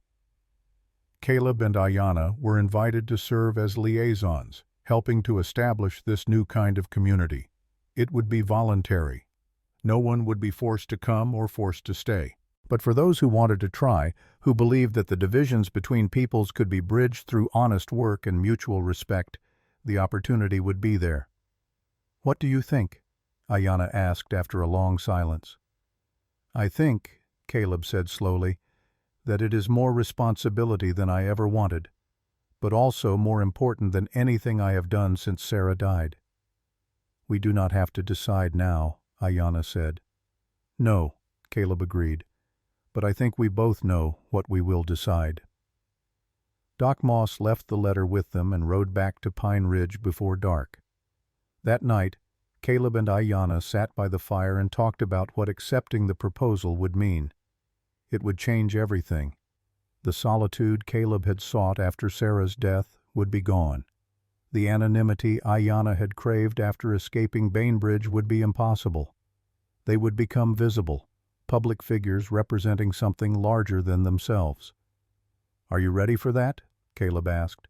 "I do not know if anyone is ever ready for such things," Ayanna said, "but I think we are capable of them. And I think if we do not try, we will always wonder what might have been possible. Then we say yes. Yes." They sent their acceptance with Sam Whitman when he passed through again in mid-November, heading down to Denver for the winter. He carried with him also a request that any families wishing to join the new settlement should wait until spring, giving Caleb and Ayanna time to prepare proper housing and supplies for multiple families. Winter came early that year, sealing the high country in snow and ice by the first week of December. Caleb and Ayanna settled into the rhythm of winter survival, the long, dark evenings lit by fire and lamplight, the days spent maintaining the animals and keeping the paths clear. They had enough food, enough wood, enough of everything needed to survive. But more than that, they had each other's company, and in the forced closeness of winter quarters, they learned things about each other that sunshine and activity might have kept hidden. Caleb told her about his childhood in Pennsylvania, the son of a blacksmith who drank too much and a mother who sang in the church choir. About coming west at 19, looking for something he could not name but knew he would recognize when he found it. About meeting Sarah at a town dance, how she had been the one to approach him, how her confidence had both terrified and attracted him. Ayanna told him about growing up as the daughter of a chief, the weight of expectation that came with that position, the loneliness of being set apart even among her own people, about her mother's death and how it had broken something in her father that never quite healed, about the pressure after her father's death to marry well, to secure alliances, to be useful rather than simply being herself. "Do you miss them?" Caleb asked one night as snow fell silent and steady outside. "Your people?" "Yes," Ayanna said honestly, "but I do not miss the person I was expected to be among them. Does that make me selfish?" "It makes you human," Caleb said. "We all want to be seen for who we are, not who others need us to be." On Christmas Eve, Caleb surprised Ayanna by producing a small package wrapped in cloth. Inside was a silver bracelet he had fashioned himself from coins, the metal hammered and shaped with patient care. It was simple work, lacking the artistry of a trained silversmith, but the effort behind it was clear. "I know your people do not celebrate Christmas," he said as she turned it over in her hands. "But I wanted to mark the day somehow, to acknowledge that you are here, and I am grateful for it." Ayanna fastened the bracelet around her wrist, the silver catching the firelight. "My people have their own celebrations, their own ways of marking time and giving thanks, but the feeling behind them is the same. Thank you, Caleb, for this and for everything." She reached into the pocket of her dress and pulled out a small leather pouch. Inside was a stone, smooth and black, shot through with veins of white quartz. "I found this by the creek before the snow came. In Apache tradition, stones like this are given to those you wish to walk beside for a long journey. I do not know what our journey looks like, but I know I want to walk it with you." Caleb took the stone and closed his fist around it. The weight of it was substantial, real, a promise made solid. "Then we walk it together." That night they sat closer by the fire than they ever had before. Not touching, not yet, but with the space between them charged with possibility. Outside, the snow continued to fall, building drifts that would lock them in until spring. But inside the cabin, warmth and something deeper than warmth kept the cold at bay. January brought storms that piled snow to the eaves and made travel impossible. They were alone in a way that felt both absolute and temporary, knowing that when the snow melted, their solitude would end. One evening, after a day spent largely in silence, Ayanna stood from where she had been sitting by the fire. "Caleb," she said, and something in her voice made him look up from the book he was pretending to read. "I need to say something, and I need you to hear all of it before you respond." He set the book aside and gave her his full attention. "When you found me at Granite Pass, I was not just running from Bainbridge. I was running from the idea that my life belonged to anyone but myself. Every choice I had made since my father died had been about escape, about avoiding one fate or another. But here, in this cabin, with you, I have learned something. I have learned that choosing to stay is not the same as being trapped, that committing to something is not the same as being owned by it. She moved closer, standing before him, her hands clasped in front of her. I am choosing to stay, not because I have nowhere else to go, but because this is where I want to be, with you, if you will have me. Caleb stood, closing the distance between them until they were nearly touching. I have been alone for 2 years. I thought that was what I wanted, what I deserved, somehow, after failing to save Sarah. But you have shown me that being alone was not healing me. It was just keeping me frozen in a moment I could not change. He took her hands in his. I want you here, not as a guest or a responsibility or someone I saved, as a partner, as someone who chooses this life the same way I choose it. Together. Together, Ayanna repeated, and then she kissed him. It was not the first kiss either of them had known, but it was the first that carried no expectation beyond itself, no agenda except the simple truth of two people who had found in each other something worth building a life around. When they pulled apart, both were smiling. Outside, the wind howled and the snow continued its relentless accumulation. But inside, something had shifted. They were no longer two people sharing space. They were something new, something neither had been before, something they would continue to discover with each passing day. February brought a brief thaw that revealed the world beneath the snow, brown and waiting. March brought the first real signs of spring, with runoff swelling the creeks and early flowers pushing through the mud. And in early April, when the high trails had cleared enough for travel, the first families arrived. Jakob Schmidt came first, bringing his wife and 2 young sons. Behind him came Mary Sullivan with her adult daughter, then Reverend McKay and his wife. Over the course of 2 weeks, 6 families made the journey up from Pine Ridge, some white, some with Apache blood, one family of mixed heritage whose presence alone validated the entire experiment. They built their homes with Caleb's help, simple structures suitable for the harsh climate, but sturdier than tents. Ayanna organized the women to establish a communal garden and to begin the work of teaching the medicinal practices she knew. The settlement that emerged was rough and unfinished, held together more by shared purpose than by any formal structure. They called it Mountain Springs, after the clear water that fed the creek and gave them all life. Sam Whitman came in May, not to stay but to see what had grown from the seeds planted in blood and testimony. He stood with Caleb on the ridge overlooking the settlement, watching smoke rise from a dozen chimneys, hearing the sound of children playing and adults working. "You have done something remarkable here," Sam said, "something most people would have said was impossible." "We have not done anything yet," Caleb said. "We have just begun. The real test will be winter, when people are cold and hungry and old resentments have time to fester." "Maybe," Sam allowed, "but you have given them a chance. That is more than most ever get." In June, a letter arrived from Denver. Bainbridge had been convicted on multiple counts and sentenced to 15 years in territorial prison. Naiche's testimony, given in writing and delivered by Red Sky Walker, had been the deciding factor. Justice had been served, not perfectly, but sufficiently. The man who had tried to buy people and power found himself with neither, locked in a cell where money meant nothing. Ayanna read the letter twice, then folded it carefully and placed it in the wooden box where she kept her few precious things. Chief Natan's medallion, the photograph of Caleb and Sarah, the letters from the governor, the stone Caleb had accepted on Christmas Eve, the silver bracelet he had made, the accumulated evidence of a life being built, piece by careful piece.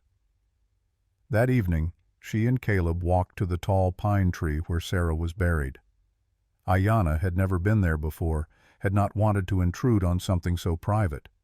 But Caleb took her hand and led her to the spot where a simple wooden marker bore Sarah's name and the dates of her too short life. "I want you to know," Caleb said, that loving you does not diminish what I felt for her. It is different. Not better or worse, just different. And I think she would understand that." "I hope she would," Ayanna said softly. She knelt and placed her hand on the earth above the grave.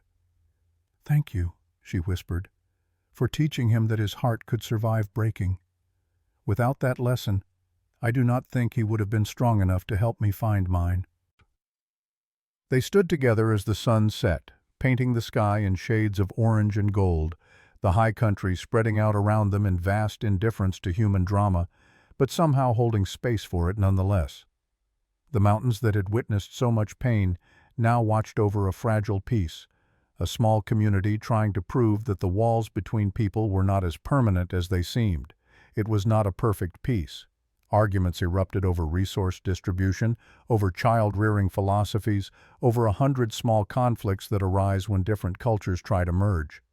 But they worked through them, slowly, with the understanding that the alternative to working through them was to give up on the possibility entirely. And through it all, Caleb and Ayanna stood as living proof that bridges could be built, that understanding was possible, that love could grow in the most unlikely soil if given time and care and the willingness to try. 2 years passed like water over stone, changing everything slowly but undeniably.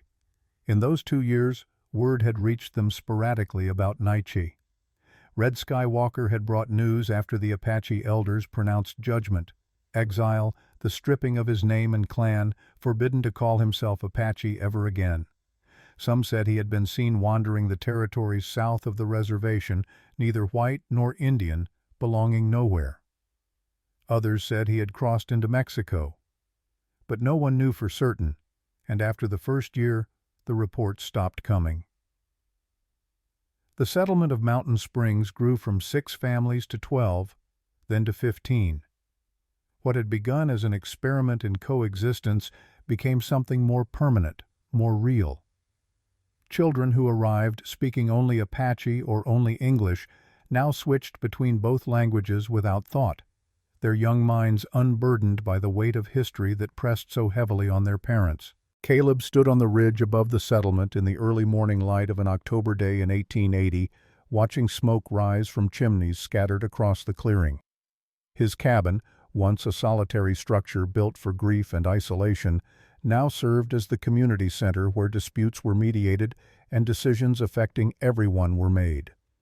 2 larger buildings had been constructed, one serving as a schoolhouse where Mary Sullivan and Ayanna taught in tandem, the other as a meeting hall that doubled as a church on Sundays when Reverend McKay rode up from Pine Ridge. The sound of footsteps on pine needles made him turn. Ayanna climbed the slope to join him, moving with the easy grace of someone who had finally stopped running and learned to walk with purpose. Her hand rested on the swell of her belly, 7 months round with the child they had not planned but welcomed without reservation. "You should not be climbing in your condition," Caleb said, though his tone carried no real censure. "The baby is fine," Ayanna replied, settling beside him on the flat rock that had become their spot. "And I am not made of glass. Apache women work until the day they give birth. This is different. Why? Because the father is white?" She smiled at his discomfort. "Our child will be both and neither. That is the gift we give them, the freedom to be whole without having to choose sides." Caleb placed his hand over hers, feeling the life moving beneath. "Are you afraid? Of childbirth? No. My mother prepared me for that. But of what comes after?" She paused, searching for words. "Of raising a child in a world that may not understand what they are? Yes, that frightens me." "Then we teach them to be strong," Caleb said, "the way your father taught you, the way Sarah taught the children in her school. We teach them that their worth is not determined by how others see them, but by how they see themselves." They sat in comfortable silence, watching the settlement wake. Jakob Schmidt emerged from his cabin and headed toward the forge he had built, smoke already rising from his chimney in anticipation of the day's work. The schoolhouse door opened and 3 children ran out, their laughter carrying across the clear morning air. It was a sound that still surprised Caleb sometimes. This evidence of normal life in a place that had been built on such extraordinary circumstances. A rider appeared on the trail from Pine Ridge, moving faster than casual travelers usually did. Caleb recognized the horse before the rider. Sam Whitman, his white hair streaming behind him, pushing his mount harder than a man of 70 should. Caleb stood immediately, his hand moving instinctively toward the rifle he no longer carried everywhere but kept close. "Something is wrong," Ayanna said, rising more carefully. They descended to meet Sam as he rode into the settlement. His face was grim, carved with lines that had not been there last time Caleb saw him. He dismounted stiffly, age and urgency warring in his movements. "Bainbridge escaped," Sam said without preamble. "3 days ago. Killed 2 guards and disappeared into the night. Federal marshals are searching, but Denver is a big city with many places to hide." The words hit like a physical blow. Caleb felt Ayanna's hand tighten on his arm. They had thought this chapter closed, the threat neutralized behind prison walls. To learn that it had merely been sleeping, waiting, was like watching a wound thought healed tear open again. "Why come here?" Caleb asked, though he already knew the answer. "Because Victor Bainbridge is not a man who forgets," Sam said. "He lost everything because of what happened here. His money, his reputation, his freedom. Men like that do not move on. They nurse their grievances like treasures, and when they get the chance, they come back to settle accounts." "How long do we have?" Ayanna asked, her voice steady despite the fear Caleb could see in her eyes. "I do not know. Maybe days, maybe weeks, if he is smart enough to plan carefully. But he will come. Of that, I am certain." The news spread through the settlement quickly, carried by children who overheard and wives who noticed the tense gathering of men near Caleb's cabin. By noon, every adult in Mountain Springs knew that the peace they had built was under threat. A meeting was called in the community hall, and people gathered with the kind of grim determination that comes from knowing that running is not an option. Jacob Schmidt spoke first, his blacksmith's hands clasped before him. "We knew this was not going to be easy. We knew when we came here that there would be those who wanted to see us fail. If Bainbridge comes, we face him together." Mary Sullivan stood, her schoolteacher's posture rigid with conviction. "My husband died defending what he believed in. I will not dishonor his memory by abandoning what we have built here because one evil man cannot let go of his hatred." One by one, families affirmed their commitment to stay, to defend not just the physical settlement, but the idea it represented.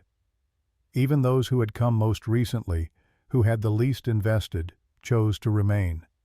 There was something in Mountain Springs that people recognized as worth protecting, even if they could not fully articulate what it was. Caleb stood before them, uncomfortable with leadership, but unable to avoid it. If he comes, and we have to assume he will, we do not meet him with violence unless he forces our hand. We are not a war party. We are families trying to live in peace. But we will defend ourselves and each other. Every able-bodied person needs to be armed and ready. Children stay inside at night. No one travels alone. Sam Whitman added his voice. "I have sent word to the Territorial Marshal's office. They are aware of the threat, but help could be days away. Until then, we are on our own." The meeting dispersed into activity. Men cleaned rifles and counted ammunition. Women organized the children, establishing safe areas within the strongest buildings. The schoolhouse, with its thick log walls and few windows, became the designated refuge point. Supplies were moved there, water barrels filled, medical supplies organized by Ayanna, despite Caleb's protests that she should be resting. "I am a healer," she said firmly. "If there is fighting, I will be needed. The baby does not change that." 3 days passed in heightened tension. Sentries rotated in shifts, watching the approaches to the settlement. Nights were particularly difficult, every sound in the darkness taking on sinister meaning. But Bainbridge did not come. The waiting became its own kind of torture, worse in some ways than action would have been. On the 4th evening, As purple dusk settled over the mountains, a young Apache man named Two Clouds rode into the settlement on a lathered horse. He had come from the reservation, sent by Red Sky Walker with urgent news. "Naiche is dead," Two Clouds reported, his English stilted but clear. "He was found 3 days' ride south of here, near the old Spanish trail, shot through the back. His body left for scavengers." Ayanna closed her eyes, pain and something like relief warring across her features. Whatever sins Naiche had committed, he had been her uncle, the last connection to her childhood. His death, even as an exile and traitor, carried weight. "There is more," Two Clouds continued. "Near the body, a white man's boot print, fresh, and this." He produced a small object wrapped in cloth. When he unwrapped it, the firelight caught on a gold ring with an ornate bee engraved on its face.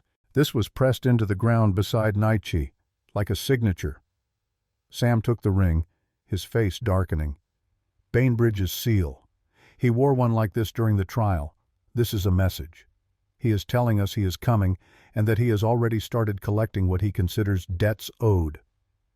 The settlement went on full alert. Families moved into the community hall and schoolhouse, leaving their individual cabins empty. If Bainbridge wanted to burn buildings, let him burn empty ones. The people were what mattered, and the people would be protected.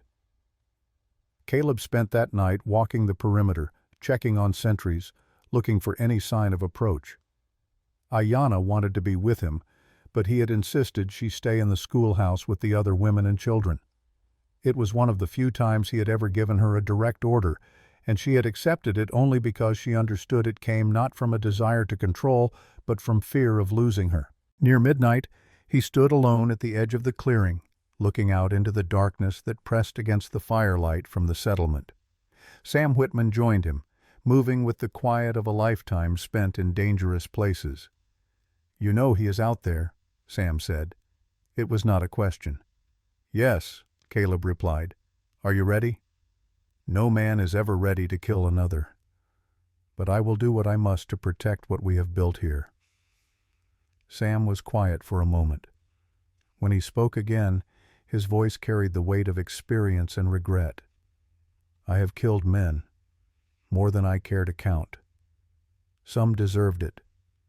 Some probably did not.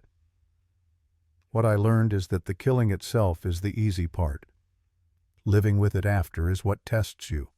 Make sure when the moment comes that you choose correctly, because that choice will stay with you longer than any bullet wound. How do I know I am choosing correctly? You ask yourself one question: is this to protect or to punish? If it is the former, you can live with it. If it is the latter, it will eat at you for the rest of your days.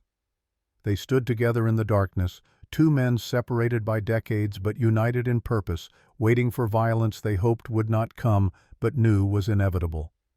The attack came just before dawn, in that dead hour when sentries grow tired and the world seems suspended between night and day. Caleb was sleeping in the community hall, sprawled in a chair near the door, when the first gunshot shattered the silence. He was on his feet instantly, rifle in hand, moving toward the sound. 3 buildings on the eastern edge of the settlement were burning, flames climbing into the pre-dawn darkness. Gunfire erupted from multiple directions, muzzle flashes bright in the gloom.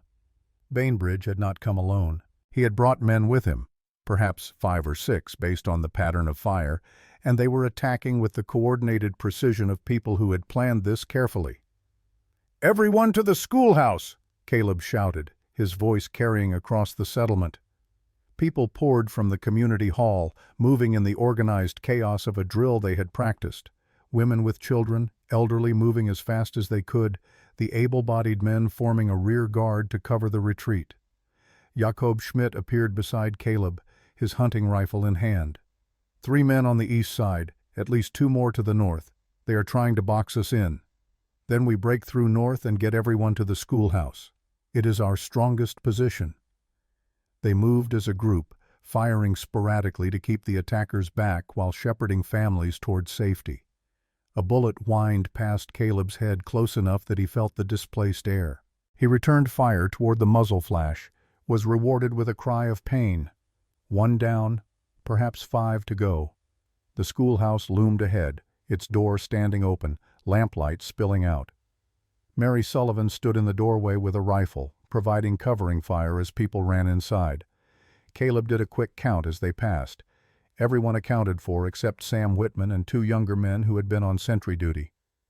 "Where is Sam?" Caleb demanded. "He went toward the east side," one of the sentries replied. "Said he was going to circle around behind them." Caleb cursed. Sam was 70 years old and playing flanking maneuvers like he was still a young marshal, brave and stupid in equal measure. The door slammed shut behind the last person, and Jacob threw the heavy bar across it. The schoolhouse had been built with defense in mind, its walls double thick, its windows small and high. It could hold off attackers for hours if necessary. But Caleb's mind was on Sam, out there alone against men who would show no mercy. "I am going back out," Caleb said. "That is suicide," Jacob replied. "Sam is out there because of me, because of what we built here. I will not leave him to die alone." Before anyone could argue further, Caleb moved to one of the windows and climbed through, dropping to the ground outside. He stayed low, using the pre-dawn darkness as cover, moving toward the eastern edge where the burning buildings threw wild shadows across the clearing. He found Sam behind a overturned wagon, returning fire toward 2 men positioned in the tree line. The old marshal's face was bloody from a graze across his forehead, but his hands were steady on his rifle. "I told you to stay with the others," Sam said without looking over. "When have I ever listened to you?" Caleb positioned himself beside Sam, adding his rifle to the defense. Together they held the position, their combined fire keeping the attackers pinned. Minutes stretched into what felt like hours. Then, as the eastern sky began to gray with approaching dawn, a voice called out from the tree line, "Caleb Morrison, I know you can hear me." Bainbridge's voice, cultured and calm despite the circumstances, carried easily across the distance. "This does not have to end in more bloodshed. Give me the woman, and I will leave. My quarrel was never with you or your pathetic little settlement." Caleb did not respond. Beside him, Sam reloaded his rifle with practiced efficiency. "She belongs to me," Bainbridge continued. "I paid for her fair and square. A contract was made. You have no right to keep her from me." "A woman is not property," Caleb finally shouted back, "and you have no claim here. Then you choose death, for yourself and everyone in that building." Silence fell, heavy and waiting, then movement in the tree line. Bainbridge and his remaining men were repositioning, preparing for what Caleb feared would be a final assault on the schoolhouse. They were outnumbered, outgunned, and running low on ammunition. The situation was deteriorating rapidly. Then, from the western trail, a sound that changed everything. Hoofbeats, many of them, and voices calling out in a language Caleb had learned to recognize if not understand. Apache. Red Skywalker appeared first, riding at the head of 30 Apache warriors, their faces painted for war, their rifles modern and well-maintained. Behind them rode territorial marshals, their badges catching the growing light. And at the rear, more settlers from Pine Ridge, armed and determined. The battle ended not with violence, but with surrender. Bainbridge and his men, seeing themselves suddenly outnumbered 3-1, threw down their weapons.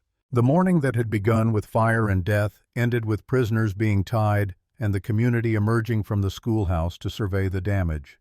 3 buildings burned, but no lives lost. Several wounded, but none critically.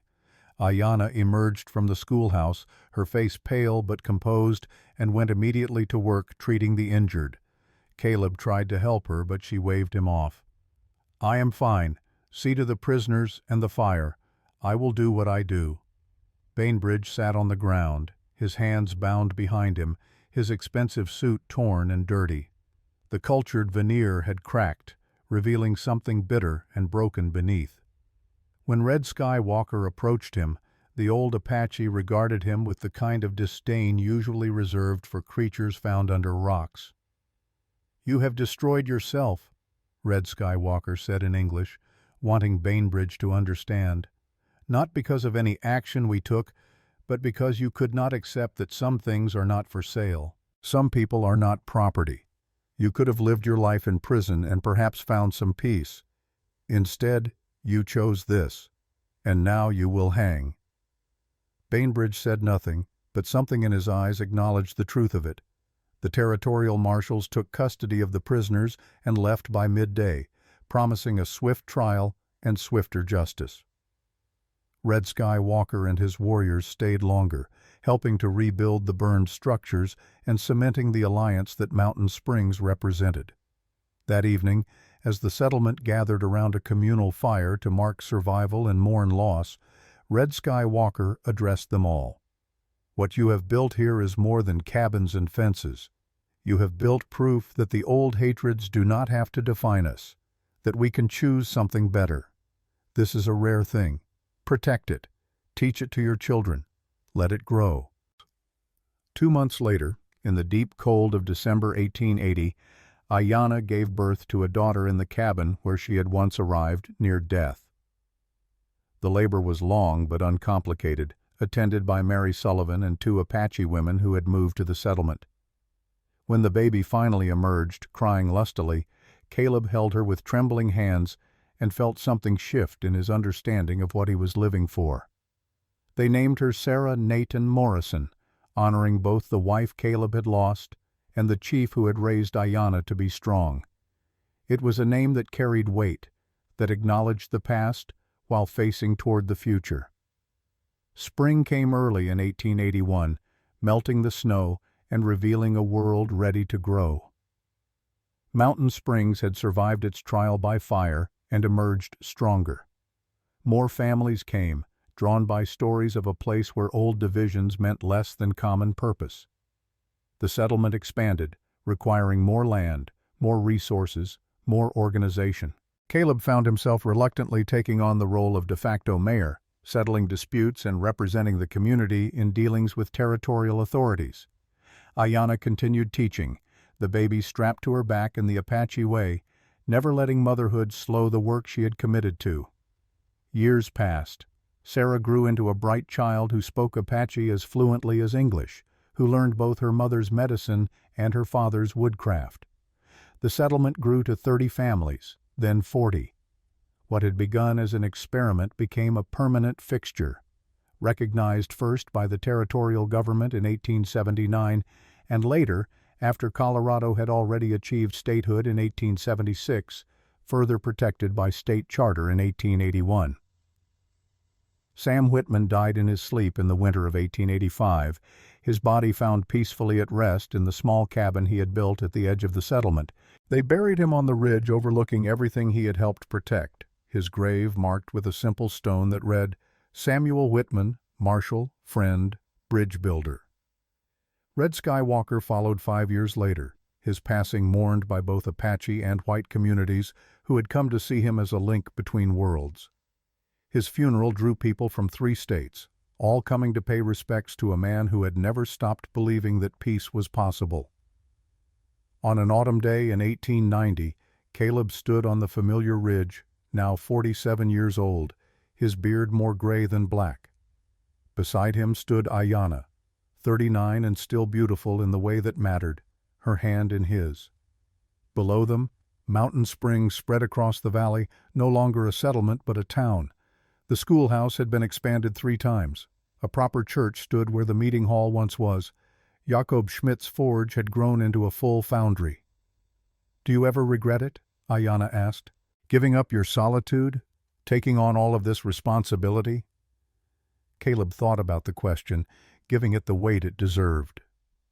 "I regret nothing," he said finally. "You gave me a reason to live when I had forgotten why life mattered. This place, these people, they are the proof that one moment of choosing right over easy can change everything." My father used to say that a man is not measured by how he lives in times of peace, but by how he stands in times of war, Ayanna said. "You have stood well, Caleb Morrison." "We have stood well," he corrected. "Together." They descended as the sun set, throwing long shadows across the valley. Smoke rose from chimneys. Children played in streets that had not existed 10 years before. And in a small house near the center of town, their daughter Sarah, now 10 years old, sat teaching younger children the basic words of Apache, her voice clear and patient. The story that had begun with death and fire, with hatred and fear, had become something else entirely. It had become a legacy. Not perfect, never that, but real and enduring. A testament to the truth that people are stronger together than apart, that bridges can be built even over the deepest chasms, and that love, whether between persons or peoples, is always worth the risk of reaching out. Mountain Springs would continue long after Caleb and Ayanna were gone, their names eventually fading into the history that every place accumulates. But the foundation they laid, the choice they made to stand together when standing alone, would have been easier, that would echo forward through generations. In the children who grew up speaking 2 languages and knowing 2 cultures. In the families who learned that difference was not something to fear, but something to celebrate. In the simple daily proof that the divisions between people are never as permanent as they seem. The mountains stood eternal, watching over it all, holding in their stone memory the story of what happens when ordinary people refuse to accept that hatred must always win. Some stories end in tragedy, some end in triumph. This one ended in something rarer and more valuable. It ended in hope.